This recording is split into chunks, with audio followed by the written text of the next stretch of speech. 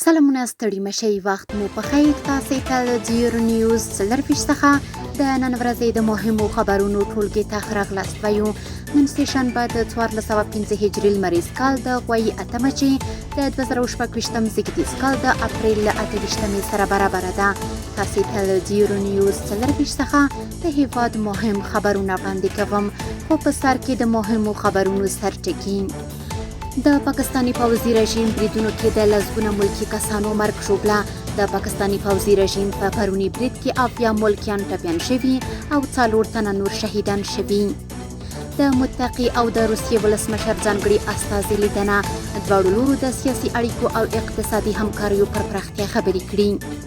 او د اسلامي امارت بهرنیو چارو وزارت په کابل کې د پاکستان د سفارت شرطافر احضار کړ. اوس هم بشپړ خبرونه. د پاکستاني پوځي رژیم په پروني برید کې 80 ملکیان ټپیان شوي او 4 تنه نور شهیدان شوي. د اسلامي امارت مرستیال ویاند حمدالله فطرت ویلي چې پرون یو ځل بیا د پاکستان پوځي رژیم له لوري د کونړ ولایت مرکز اسداباد او د منورې ولسوالۍ مختلفې ساحې په هوانونو او توغندیو ویشتل شوي. نوموړي زیاته کړې چې د سید جمال الدین افغاني پوهنتون په شمول د عامو خلکو کورونه په نښه شوي دي، چې له کبله یې د 13 تنو محصلینو په ګډون 80 تنه ملکي کسان چې ښځې او ماشومان هم پکې شامل دي ټپیان او 4 تنه نور شهیدان شوي دي.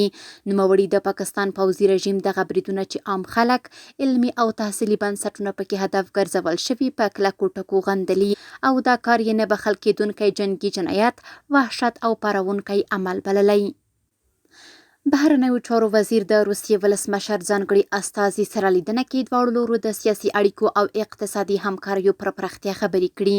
د اسلامي امارت بهرنیو چارو وزیر مولوي امیر خان متقي او د روسیې ولسمشر ځانګړي استازي زمیر کابولوف د لیدنې پر مهال دواړو لورو د سیاسي اړیکو او اقتصادي همکاریو پر پراختیا د هر اړخیزه خبرو ترڅنګ د دواړو هیوادونو ترمنځ د دوه اړخیزه تعاملاتو پر لا پراختیا ټینګار کړی. متقي د افغانستان او روسیې ترمنځ د اړیکو د پراختیا هرکلی کړی او د اقتصادي همکاریو د پراخولو، د ګډ اقتصادي کمیسیون د فالو او د سیاسي مشورو د منظم چوکاټ پر رامنځته کېدو ټینګار کړی. کابولوف د افغانستان او روسیې ترمنځ د اړیکو مثبت بهیر ستایلی او په وینا یې هیواد یې چمتو دی له افغانستان سره اقتصادي همکاریو په ځانګړي ډول د سوداګرۍ، انرژۍ او ټرانزیټ برخو ته عملي بڼه ورکړي. نوموړي زیاته کړې چې روسیه غواړي د ګډو اقتصادي پروژو، پانګونې او بنسټیزو همکاریو له لارې د دواړو هیوادونو ترمنځ اړیکې لا پیاوړې کړي او د سیمې د ثبات ترڅنګ اقتصادي اتصال ته هم وده ورکړي. د اسلامي امارت بهرنیو چارو وزارت په کابل کې د پاکستان د سفارت شرطافر احضار کړ.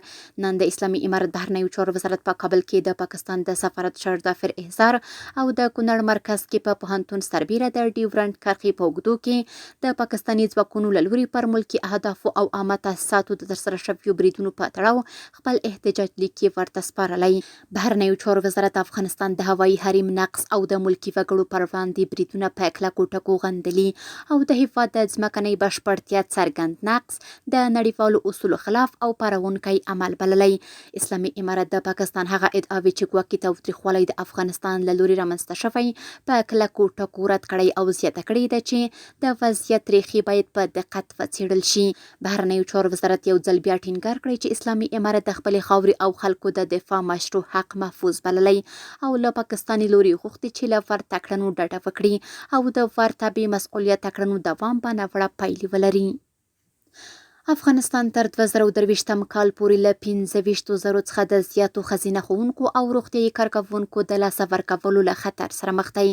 د ملګرو ملتونو د ماشومانو صندوق یا یونیسف خبرداری ورکړی که د نجونو پر زده کړو او د ښځو پر کار محدودیتونه دوام وکړي، افغانستان به تر 2023 کال پورې له 25,000 څخه د زیاتو ښځینه ښوونکو او روغتیايي کارکوونکو د لاسه ورکولو له خطر سره مخ شي. یونیسف په خپل راپور کې ویلي چې له 1 میلیون څخه زیات نجونې لا د مخه د زده کړې له حق څخه محرومي شوي او دا کړکېچ له وړاندې ماشومان له زده کړې او روغتیايي خدمتونو بې برخې کړي. ترڅنګ د افغانستان اقتصاد او هغه بنسټیز خدمات کمزوري کوي چې په روزل شویو ښځینه مسلکي کسانو ولاړ دي. د یونیسف نوې څېړنه چې په افغانستان کې د نجونو پر زده کړه او د ښځو پر کاري ګډون د نه اقدام لګښت تر سرلیک لاندې خپره شوې ښیي چې په دولتي ادارو کې د ښځو ونډه د 2023 او 2025 کلونو ترمنځ له 21 سلنې څخه 11.8 9.7% ته راټیټه شوې ده.